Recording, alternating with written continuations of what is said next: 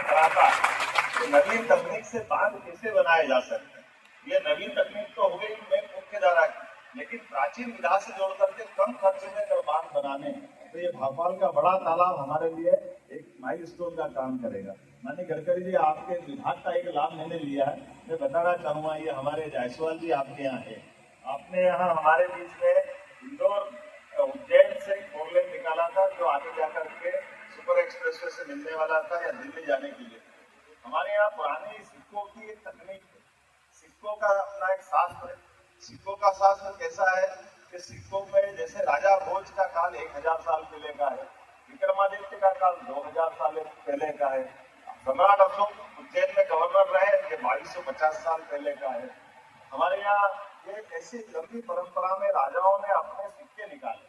तो सिक्कों का एक शास्त्र है कि सिक्के के एक तरफ तो जो राजा रहता था वो अपने चिन्ह कोई लगा देता था, लेकिन उसके पीछे वाली साइड में वो कॉमन चीज रहती थी जो हर बार एक जैसी रहती थी। अर्थात जैसे उदाहरण के लिए उज्जैन का सिक्का अगर 2000 साल पुराना भी होगा, सम्राट विक्रमादित्य काल का, अशोक के काल का भी होगा, 1000 साल पहले राजा भोज के काल का होगा, तो पीछे उसमें एक चौराहा जैसा रास्ते निकल रहे हैं, ऐसा उसका सेंटर अर्थात पूरे देश का सेंटर पॉइंट उज्जैन है, ये उसमें बनाया हुआ है।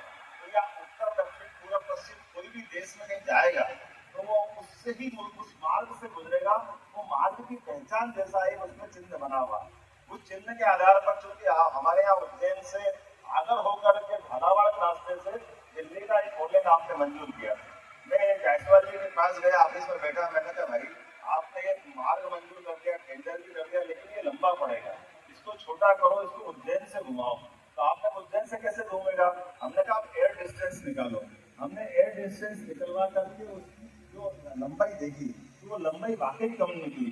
मैं आपको धन्यवाद देना चाहूंगा, जायसवाल जी ने प्रस्ताव बढ़ाया, आप तक मंजूर होकर के आया, बना बनाया हुआ टेंडर कैंसिल किया और नजदीक का रास्ता निकाला। ये जो नई तकनीक के साथ पुराने हमारे अनुभव की कई सारी चीजों का जो लाभ जोड़ते हैं, ये मुझे लगता है कि सड़क की गुणवत्ता के साथ साथ इस प्रकार की भी आवश्यकता है जिससे हम अपने सरकार के दिए गए धनराशि का सदुपयोग भी करें, सही उपयोग भी करें, और वक्त के साथ हमारे यशस्वी प्रधानमंत्री माननीय गडकरी जी के जो मूल भाव है वाकई ये इसी प्रकार के। जैसे मैं अभी हमारे बीच में बात आ रही थी, मेरे हमारे चीफ सेक्रेटरी बता ही रहे थे कि हमारे पास सड़क, रेल मार्ग, हवाई मार्ग, इनको जोड़ करके भविष्य की दृष्टि से विस्तार की विकास की जरूरत है। जैसे मैं इस बात को समझ रहा था, हमने अपनी सरकार बनने के बाद संभाग में रीजनल इंडस्ट्री कॉन्क्लेव चालू की है। ये केवल बड़े एक अगर इंदौर में रोजगार के लिए बड़े कारखाने बन जाए इससे बात नहीं बनेगी। भौगोलिक रूप से मध्य प्रदेश बहुत बड़ा है, तो हमारे लिए संभाग केंद्र पर भी इंडस्ट्री कॉन्क्लेव करने की जरूरत है। तो वहां के आने जाने के मार्ग भी, लेकिन इनके साथ साथ भारत सरकार किस दिशा में आगे बढ़ रही है और उसका हम लाभ कैसे ले सकते हैं, उसको जोड़ते हुए हमारे अपने भविष्य के प्लान बनाने की जरूरत है। जैसे उदाहरण के लिए अभी तक हमारे पास इंदौर से बंबई जाने का मार्ग एक ही मार्ग था कि इंदौर से उज्जैन, उज्जैन से नागदा, नागदा से रतलाम के रास्ते से बंबई जाना रहता है। इसके अलावा बॉम्बे जाने का रास्ता नहीं, दिल्ली जाने का भी इसी प्रकार का था। तो ये अभी हमारा आमतौर पर 18 घंटे लगते हैं या 14 घंटे से ज्यादा लगते हैं। लेकिन जब हमारे यहाँ इंडस्ट्री की बात करेंगे, विकास की बात करेंगे, अगर अभी आज दिल्ली से कोई बंबई जाना चाहता तो उसके दो मार्ग है कि दिल्ली से वो नागदा आएंगे, नागदा से रतलाम के रास्ते आगे बढ़ेंगे जो गुजरात होके जाएगा, और या अभी वर्तमान में ग्वालियर से होकर के भोपाल, भोपाल से इटारसी, खंडवा होकर बंबई के रास्ते जाएगा। लेकिन जैसे हमारा नया रेल मार्ग जो मंजूर हुआ है, खंडवा से इंदौर की ब्रॉडगेज जो हो रही है, जो आपने फोर लेन निकाला है, जिसके माध्यम से एक रास्ता निकलेगा जिसमें 4 से 6 घंटे का हमारा सफर बचेगा और उतने ही किलोमीटर 200 किलोमीटर बचेंगे। लेकिन इंदौर मनमाड़ एक और नई रेल लाइन मंजूर हो गई, उससे तो और 3 घंटे कम होने वाले। तो आने वाले समय में दिल्ली मुंबई कॉरिडोर के लिए वापस जो मैंने सिक्का याद दिलाया, जो उसी प्रकार से दिल्ली मुंबई कॉरिडोर इंदौर से होकर के मुंबई दिल्ली के लिए नया बनेगा।